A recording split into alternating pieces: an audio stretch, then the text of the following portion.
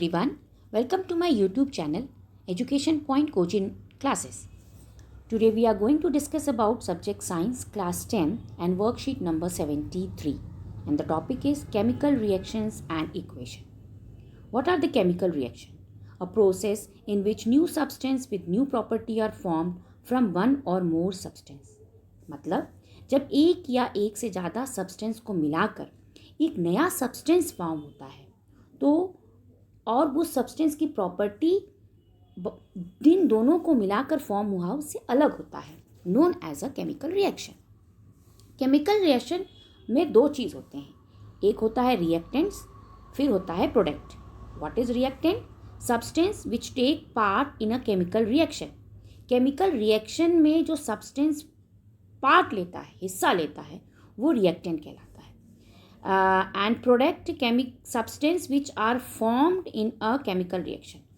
और प्रोडक्ट क्या होता है? रिएक्शन के बाद जो चीज़ बनता है, जो सब्सटेंस बनता है, उसे हम प्रोडक्ट कहते हैं. मतलब जिन चीज़ को मिलाया वो तो रिएक्टेंट हो गया, और रिएक्ट करने के बाद जो बना सब्सटेंस न्यू, उसको हम प्रोडक्ट कहते हैं. क्या है एग्जाम्पल ऑफ केमिकल रिएक्शन? जैसे डाइजेशन ऑफ फूड, हम respiration, rusting of iron, burning of magnesium, ribbon and formation of curd. जैसे कि एक सिंपल सा एग्जाम्पल, अगर मैं घर का एग्जाम्पल, घरेलू एग्जाम्पल लूँ, तो अगर हम दूध में हल्का सा जामन डालते हैं तो उससे क्या बन जाता है? दही बन जाता है. दूध और जामन दोनों की प्रॉपर्टी अलग थी, जो कि रिएक्टेंट है, और जो बना वो क्या हुआ? दही, जिसको हम बोलेंगे प्रोडक्ट. और दही की प्रॉपर्टी दूध से बिल्कुल अलग है. और केमिकल रिएक्शन अक्सर इरिवर्सिबल रिएक्शन होता है, जो वापस से रिटर्न होके नहीं जा सकता. इरिवर्सिबल रिएक्शन मतलब जो वापस आप क्या दही से दोबारा दूध बना सकते हैं? नहीं ना. इसीलिए इसको इरिवर्सिबल रिएक्शन कहते हैं. और इंडिकेटर्स क्या होते हैं? इंडिकेटर्स मतलब कैसे पता चलेगा कि केमिकल रिएक्शन हो गया है. इसके लिए हम क्या करेंगे? अगर उसके स्टेट में चेंज आ गया, चेंज इन स्टेट मतलब सॉलिड से लिक्विड में बन गया, या लिक्विड से गैस में बन गया, या गैस से वो सॉलिड में कन्वर्ट हो गया, तो इसको चेंज ऑफ स्टेट कहते हैं. आपको पता है 3 स्टेट होता है, लिक्विड, सॉलिड एंड गैस. तो अगर इनके चेंज में स्टेट ऑफ चेंज होता है तो हम कहेंगे कि केमिकल रिएक्शन हुआ है. दूसरा, उनके कलर में या उनके स्मेल में चेंज आता है तो हम कहेंगे कि केमिकल रिएक्शन हुआ है. कभी कभी and temperature also changes, means पहले जब आप रिएक्टेंट को किसी टेम्परेचर पर रिएक्ट करा रहे हैं, प्रोडक्ट बनने के बाद उसका टेम्परेचर चेंज हो जाता है. So we can say that at that time indicators of chemical reactions. And evolution gas means अगर रिएक्शन के बाद गैस प्रोड्यूस हो तो ये सारे इंडिकेट करता है कि केमिकल रिएक्शन हुआ है. Now we come to the chemical equation. What is chemical equation? Representing chemical reaction using symbols of elements और केमिकल फॉर्मूले और reactants and product. Example, magnesium is burn in a air to form an oxide. That means कि अगर आप किसी भी chemical reaction को represent करने के लिए एक तो सिंबल की ज़रूरत होती है. सिंबल की ज़रूरत होती है मीन्स जैसे मैग्नीशियम का सिंबल हो गया Mg, O2 जो है सिंबल है ऑक्सीजन का, और ये दोनों मिलके मैग्नीशियम ऑक्साइड बनाते हैं, जो कि MgO मैग्नीशियम ऑक्साइड का सिंबल है. तो किसी सिंबल को यूज़ करके उसके रिएक्टेंट एंड प्रोडक्ट को शो करना, ये शो करना, that is come under the chemical equation. इसमें आप देख सकते हैं कि ये है रिएक्टेंट LHS में होता है और प्रोडक्ट जो है वो होता है RHS में. ठीक है. सो इस तरह के जो एक्सप्रेशंस होते हैं जिसमें सिंबल्स का यूज़ करके उनका एडिशन दिखाते हैं, एडिशन शो करता है कि इनको मिलाया है आपने और क्या बना है, that is your product. So this is known as a chemical equation. Now what is the balancing of chemical equation? See, try to equalize all atoms of elements on reactant and product side by adding coefficient in front of them. Do not try to change their chemical formula. Chemical formula को change किए बिना यहाँ अगर आप देखोगे इस वाले, अगर आप इक्वेशन में ध्यान से दो, केमिकल इक्वेशन में, तो यहाँ MgLHS में Mg कितना है, 2 है। और अगर आप RHS में देखो तो यहाँ भी Mg मतलब मैग्नीशियम 2 है। अगर ऑक्सीजन को देखो तो यहाँ पे ऑक्सीजन 2 है, और यहाँ देखो तो ये O और इसका ये 2, ये दोनों मिला के 2O है। तो इसका मतलब ये इक्वेशन बैलेंस्ड है।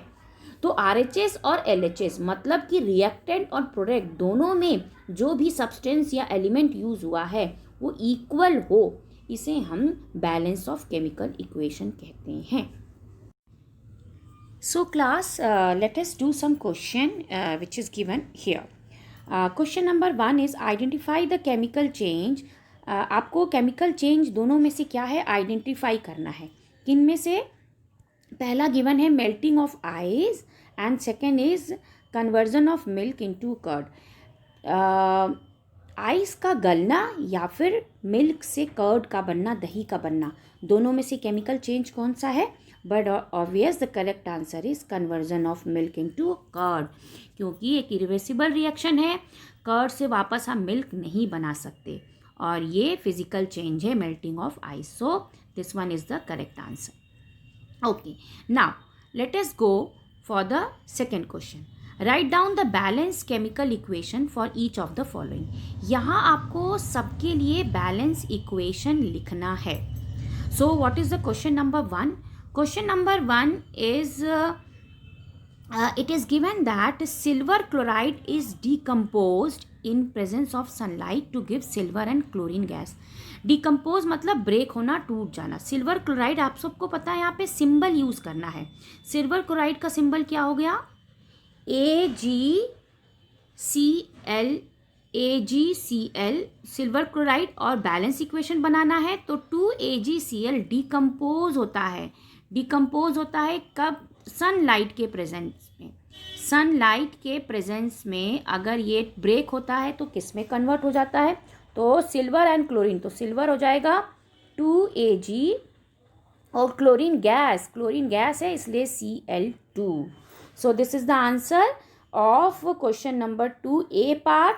व्हेन सिल्वर क्लोराइड डिकम्पोज होता है तो सिल्वर और क्लोरीन गैस में कन्वर्ट होता है। And next question is what? Next is calcium oxide react with water to give lime water. अगर इसका इक्वेशन लिखना है कैल्शियम ऑक्साइड को कैसे लिखेंगे? CaO। ठीक है, ये सिंबल हो गया। प्लस वाटर क्या होता है? H2O। और गिव्स का साइन के लिए हम एरो लगाते हैं। क्या गिव्स? लाइम वाटर क्या होता है? CaOH whole twice. ये हो गया बैलेंस्ड इक्वेशन इसका। Clear? Okay, next C part. Sodium hydroxide react with hydrochloric acid to give sodium chloride and water. Sodium hydroxide मतलब NaOH। जब रिएक्ट करता है मतलब प्लस का साइन, किससे? हाइड्रोक्लोरिक HCl होता है। गिव्स मतलब एरो का साइन, रिएक्ट करने के बाद क्या प्रोडक्ट बनता है? सोडियम क्लोराइड मतलब NaCl and water plus H2O। इसमें एक चीज़ और है साथ में, पता है? हीट भी रिलीज होता है। So we will write heat also. Okay student, fine. Now let's come to the D part. What is D part here mentioned? Dilute hydrochloric acid is added to copper oxide to give green color, copper chloride and water.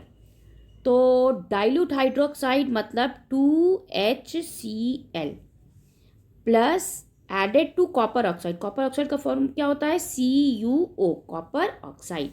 क्या gives करता है? It gives CuCl2 plus water H2O। ठीक है, this is copper chloride and this is your water. Clear everyone? Okay, now come to the E part. What is this E part?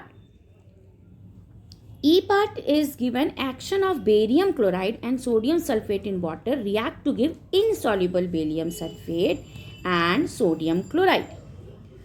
तो ये होगा action of barium chloride. कैसे लिखेंगे? BaCl2 plus Na2SO4। Na2SO4 यहाँ पर indicate कर रहा है सोडियम सल्फेट को, और क्या गिव्स करता है ये, इससे बनता है आपका barium SO4, BaSO4, that is barium sulphate plus NaCl। तो बैलेंस करना है तो 2NaCl। सो ये हुआ इसका इक्वेशन। बेरियम क्लोराइड Na2SO4 के साथ क्या बनाता है, बेरियम सल्फाइड और sodium chloride. Now let come to the F part. What is this F part?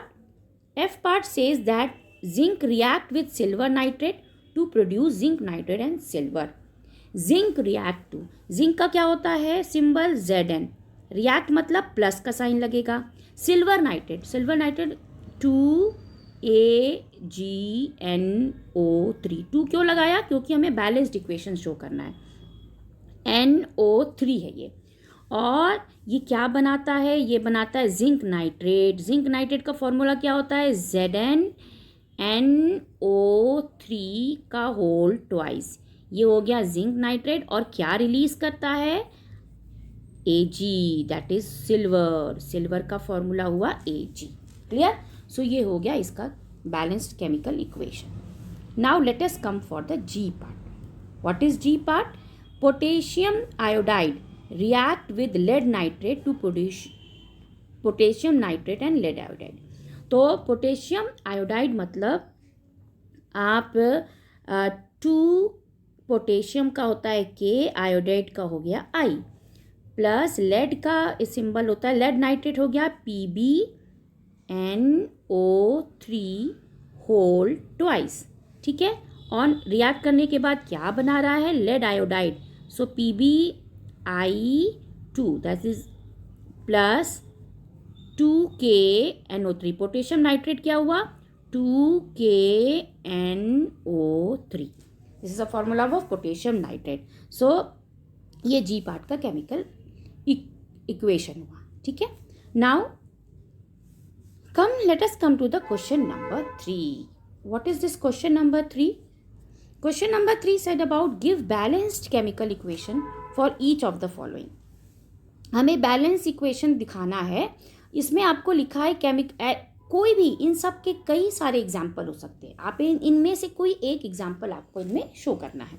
जैसे पहला लिखा है chemical reaction showing evolution of gas. वो केमिकल रिएक्शन लिखिए जो इवोल्यूशन ऑफ गैस शो करता है। तो हम क्या करेंगे, मतलब जिसमें गैस जब प्रोडक्ट बनता है, इवोल्यूशन गैस मतलब जब प्रोडक्ट बनता है तो गैस रिलीज करता है।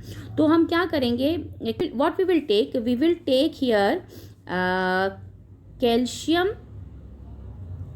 कार्बोनेट को जब हीट किया जाता है, हीट का साइन ऐसे ट्रायंगल से दिखाते हैं, तो क्या बनता है, कैल्शियम ऑक्साइड और देखो CO2 यहाँ पर क्या है, गैस है, रिलीज हो रहा है ना, तो ये इवोल्यूशन ऑफ गैस हो गया ना। यहाँ पर देखो CO2 एक गैस है जो कि रिलीज हो रहा है। ठीक है, you can take some other example also. Now come to that B part. What is this B part? Change in substance colour during a chemical reaction. एक ऐसा आपको केमिकल इक्वेशन यहाँ पे लिखना है जिससे कि उस सब्सटेंस का कलर चेंज हो जाता है रिएक्शन के बाद। मीन्स जब वो रिएक्टेंट होता है तो उसका कलर कुछ और होता है, और जब वो प्रोडक्ट बन जाता है तो उसका कलर चेंज होता है। तो मैं एग्जांपल ले रही हूँ, जब हम आयरन को कॉपर सल्फेट के साथ मिक्स करते हैं तो रिएक्टेंट के बाद आयरन सल्फेट बनता है, जो कि ये वाला जो है आयरन का कलर तो सबको पता है, लेकिन जो रिएक्शन के बाद इसका कलर पता है क्या हो जाता है, इसका कलर हो जाता है पेल ग्रीन। ये पेल ग्रीन कलर है, रंग का हो जाता है, और साथ में कॉपर रिलीज करता है जो कि रेडिश ब्राउन होता है। तो ये हुआ ना, कलर चेंजिंग हुआ ना, ये आयरन का कलर आप सबको पता है, आयरन वो ग्रीन कलर में कन्वर्ट हो जाता है। तो ये इसका जो है केमिकल रिएक्शन हो गया। Now come to the last one, chemical reaction showing change in temperature. मतलब आपके टेम्परेचर का चेंज शो करना है, ऐसा रिएक्शन जो टेम्परेचर का चेंज शो कर रहा हो। तो हम क्या करेंगे इसके लिए, so here it is written that कि what we will take if calcium oxide is react with water.